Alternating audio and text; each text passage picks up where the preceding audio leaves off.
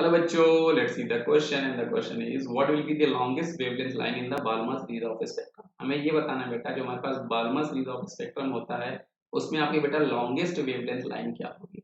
तो आपको यहाँ पर ये पता होना चाहिए बेटा कि एक्चुअल में आपकी एनर्जी और वेवलेंथ जो होते हैं वो आपके इनवर्सली प्रोपोर्शनल होते हैं।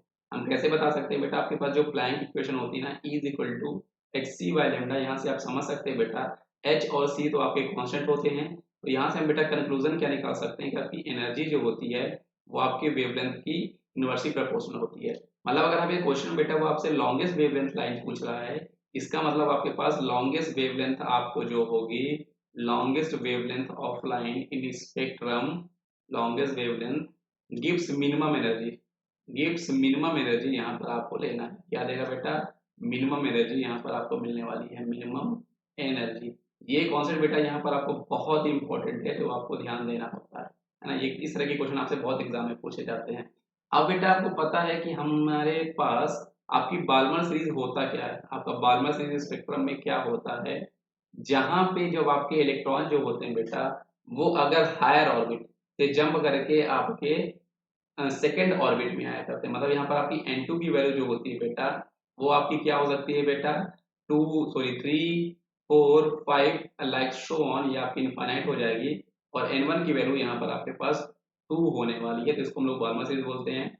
और यहाँ पे जब इलेक्ट्रॉन जंप करके आता है तो वो जो आपके रेडिएशन को इमिट करते होते हैं वो एक्चुअल में आपका बेटा विजुअल रेंज में आता है। किस रीजन में आता है? वो आपके विजुअल रीजन में आते हैं, आपको ये भी पता होना चाहिए। अब अगर हम इसको सॉल्व करेंगे बेटा तो हमें क्या देखना है, देखो आपके पास एनर्जी का जो फॉर्मूला होगा बेटा, सॉरी हमारे पास जो रेडबर्ग इक्वेशन आपके पास हुआ करती है, यहाँ पे हम लोग रेडबर्ग इक्वेशन से सॉल्व करने वाले हैं, जहां पर आपका wave 1 by wavelength equal to होता है बेटा ये आपका r बाय जेड स्क्वायर और 1 बाय n1 का स्क्वायर माइनस 1 बाय n2 का स्क्वायर, ये आपके पास फॉर्मूला हुआ करता है। r जो होता है बेटा आपका ये रेडबर्ग कांस्टेंट होता है, इसकी जो आपके पास वैल्यू है क्वेश्चन में गिवन नहीं है लेकिन मैं आपको बता देता हूँ। r की वैल्यू हमारे पास जो होती है बेटा वो आपके पास 109677 सेंटीमीटर इनवर्स आपकी वैल्यू होती है r की।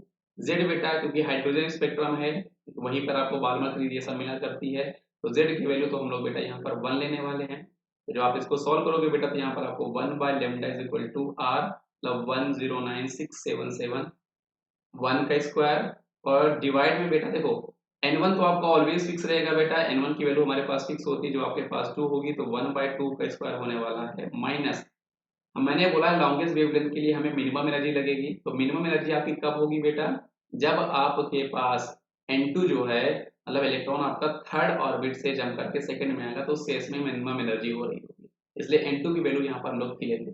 अगर इसी क्वेश्चन में उसने हमसे मिनिमम वेवलेंथ पूछा होता बेटा तब हम n2 की वैल्यू इनफाइनाइट लेते। तो आपको ये चीज हमेशा याद रखनी है जब कभी भी स्पेक्ट्रम सीरीज में इस तरह के क्वेश्चन पूछे जाते हैं, तो n1 की वैल्यू तो आपकी फिक्स होती है लेकिन n2 की आपकी वेरी करती है।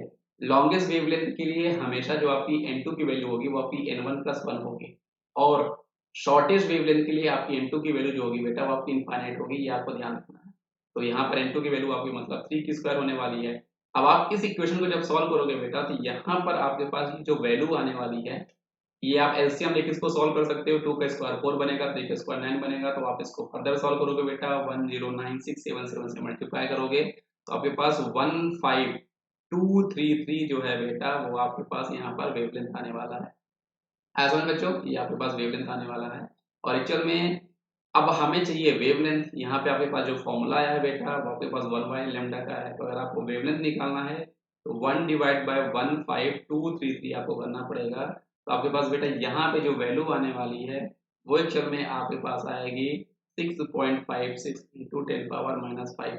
लेकिन बेटा ये जो वैल्यू है वो आपकी सेंटीमीटर में है, इसको आप मीटर में कन्वर्ट करो बेटा तो आपका कितना हो जाएगा 6.56 इंटू 10⁻⁻7 हो जाएगा मीटर में। और अगर इसको हम लोग नैनोमीटर में कन्वर्ट करें बेटा तो क्या होगा, मैंने आपको पता होना चाहिए बेटा कि 1 नैनोमीटर में आपके पास 10⁻⁹ मीटर होते हैं। तो हमें इसको 10⁻⁹ में कन्वर्ट करने के लिए हम डेसिमल की shifting towards left hand side करते हैं बेटा।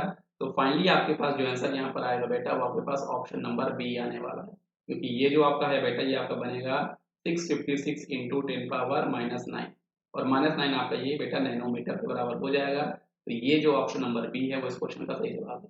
ये चीज आपको ध्यान रखनी है बेटा। जब कभी भी वो आपसे लॉन्गेस्ट वेवलेंथ बोलेगा तो N2 की वैल्यू आपकी हमेशा N1 प्लस 1 होने वाली है। शॉर्टेस्ट वेवलेंथ बोलेगा तब उस केस में जो आपकी N2 की वैल्यू है वो आपकी इनफाइनाइट होगी, जब कभी भी स्पेक्ट्रम से क्वेश्चन आपके आते हैं। थैंक यू बच्चों, option number B is the correct answer.